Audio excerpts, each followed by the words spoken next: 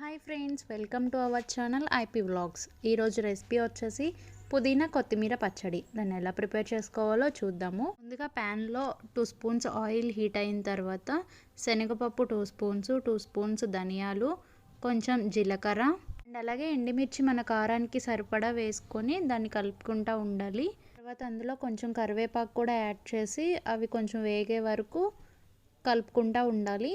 తర్వాత కడిగి పెట్టుకున్న కొత్తిమీర పుదీనాని కొంచెం ఆయిల్లోనే ఆ ప్యాన్లోనే వేసేసి దాన్ని కూడా కొంచెం రోస్ట్ చేసుకోవాలి.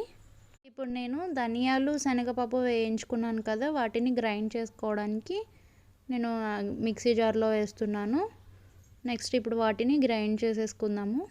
అయితే గ్రైండ్ చేసేసుకున్నాను. తర్వాత అందులోకి కొంచెం నానబెట్టిన చింతపండుని కొంచెం యాడ్ చేసుకోవాలి.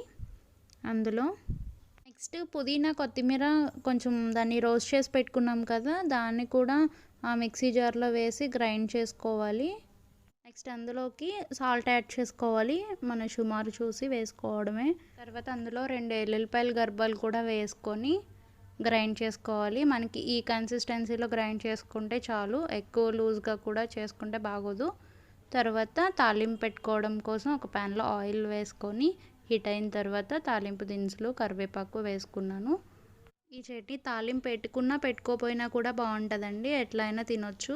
ఇక్కడ నేనైతే కొంచెం తాలింపు పెట్టి తింటే బాగుంటుంది కదా, వేడిగా ఉంటుంది, ఆ వేడికి కొంచెం వేగుతుంది కదా చట్నీ కూడా, సో ఇంకా టేస్టీగా ఉంటుందని చెప్పి నేను ఇక్కడ తాలింపు పెడుతున్నాను. ఇంతే, ఇలా సింపుల్ ప్రాసెస్లో చేసుకోవడమే, చాలా క్విక్గా అయిపోతుంది ఈ రెసిపీ అండ్ టేస్టీగా కూడా ఉంటుంది. దోశల్లో కూడా బాగుంటుంది. ప్లీజ్ లైక్ చేయండి, సబ్స్క్రైబ్ చేయండి. ఈ వీడియో నచ్చినట్లయితే